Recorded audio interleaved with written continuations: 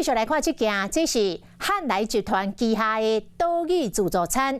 伫昨暝8点外发生着油鼎导火意外，是巷下的油鼎来导火。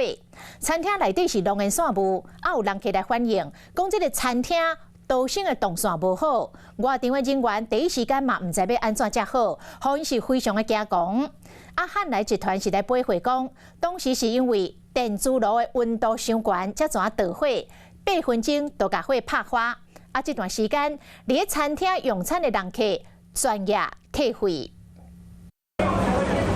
餐厅内底防烟散布，工作人员拢徛点伫咧导火料理区炮火，现场是真乱。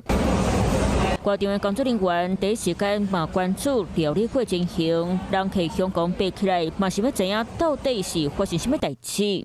除了人客抱怨讲，当时坐伫咧瓦堂的所在，除了大门无所在当逃生，厨房导火，外场人员嘛紧张甲上坡坡。吃到一半，突然看到烟雾弥漫，吓到啊！还有客人外场服务生要跑吗？服务生居然回他说不知道。代志就发生伫咧昨暝8点外，汉来集团的岛屿自助餐。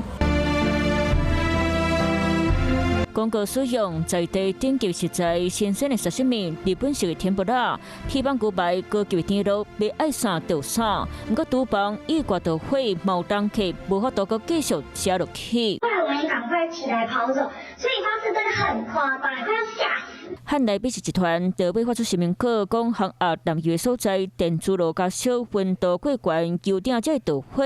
工作人员用灭火器拍花，过程超8分钟，不过烟含气味真高，为人客小煞离开。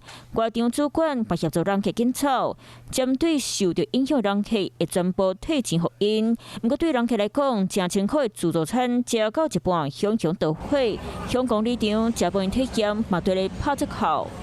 Hello， 我是林仙怡。想要抢先掌握最及时的新闻资讯吗？赶快订阅、按赞、开启小铃铛，锁定华视新闻 YouTube 频道。